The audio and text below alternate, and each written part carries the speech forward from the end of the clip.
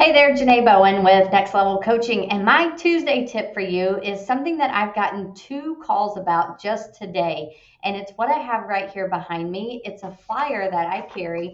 It looks like this, just on a one-page document. And I just took a bunch of the different programs that we have to offer.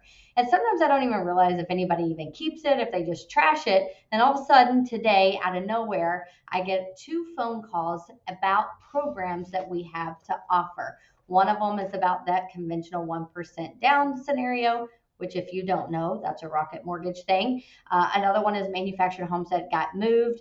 And come to find out that they actually kind of keep this around and keep it in their drawer or with them, real estate agents. And then those two questions that I had right now got me those two leads just today.